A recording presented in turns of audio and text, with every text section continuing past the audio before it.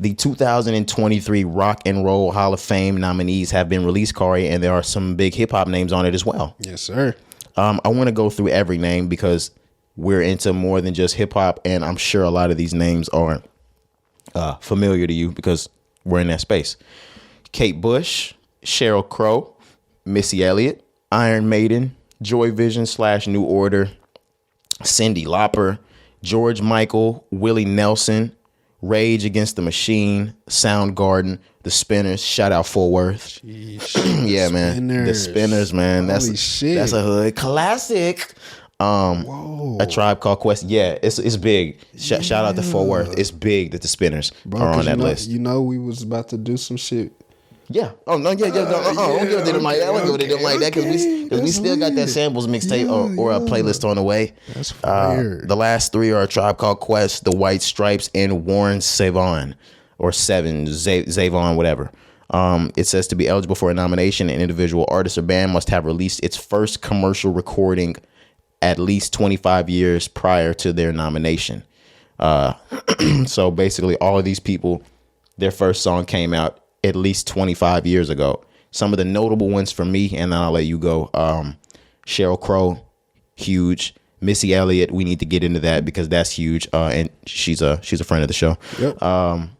Iron Maiden, Joy Vision. Well, I didn't mean to say Joy Vision, but Iron Maiden. I just remember that from, if you can call or recall back to the Guitar Hero Iron Maiden. I wasn't a big fan of that group, but I can see it. I can remember the name. Yeah, I can see Guitar Hero Iron Maiden. I didn't have that version, but it was big. Cyndi Lauper, she was a huge 80s music artist.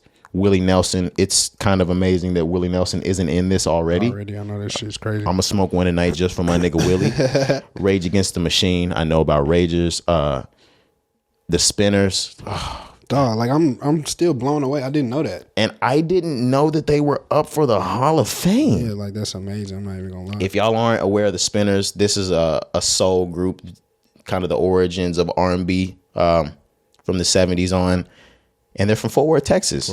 They from the house, man. They from our hometown. So that's a big shout out to the Spinners. That's amazing. Then we got A Tribe Called Quest. I don't know the White Stripes or Warren Zevon, but A Tribe Called Quest, The Spinners, Willie Nelson, George Michael, Cyndi Lauper, Iron Maiden, Missy Elliott, Sheryl Crow. Shout out to all of those. I mean, shout out to everybody, but those are the ones I know. Yeah. It's a big list, man, but I just want to focus in on Missy Elliott and, of course, Tribe Called Quest, like you said. Absolutely. Missy Elliott, though, like we said, she tapped into the pod. Shout out to you. Yeah, no, she's a friend of the show. Real friend talk. of the show, man, but no, that's big ups, bro. Missy Elliott is somebody that really, when it came to just fashion, when it came to music videos for rap, bro, like Missy Elliott just don't get enough credit. So I'm glad to see her going into the Hall of Fame, bro. But she's really the focal point when it came to just being creative with your music, bro. Like Missy Elliott really started a lot of shit in the 90s. She changed the game in the 90s for a lot of artists, bro. So this is amazing to see her get recognized. Like I'm really happy for her. And we don't take the time out, not just rapper, in the artist aspect to appreciate Missy Elliott. Because when you think about it, if you take away Lauryn Hill, who is your best female artist in the hip hop genre of all time? It's Missy. It's Missy. Yeah. We can get down to the Lil Kims, the Nicki Minaj on best rapper, shit like that. Right. But when we talking about artists, they can put it into the rap, then put it into the production, put it into the video, put it into everything that you would consider overall sonically the best. Oh. She might be number one because shit, Lauryn only gave you one album, and I'll always stand on that. I love Lauryn, and I always give her number one. She only gave you one album.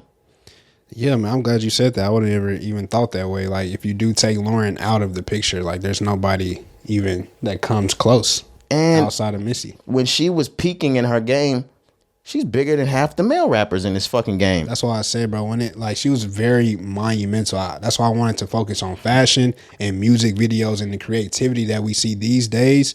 Missy Elliott started that shit. Cover art, all of that. She started all of that. Like, the type of shit that you would see and most people consider weird, or some people that might not enjoy the music at all, but they only picked it up and bought it because the cover looked fly. Yep.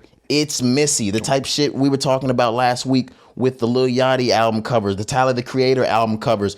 You don't get shit like that today without Missy. Wow, man. The influence of Busta Rhymes, the crazy ludicrous videos from the early 2000s. The mega arms. Yeah, with the mega arms. Even to the Missy shit Elliott. that you see today.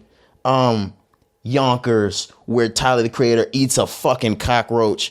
All of this stuff that's so abstract you get today and last year and last decade because Missy brought that shit into the Elliott, game. man. The same way that shout out Chance the Rapper, another friend of the show. Tapping in. Yeah, when he talked about how I might play a music video and at the end of that music video, I'll give you the preview to the next video. That's a Missy Elliott thing. He told us, man. I got that shit from Missy Got Elliott. that shit from Missy, man.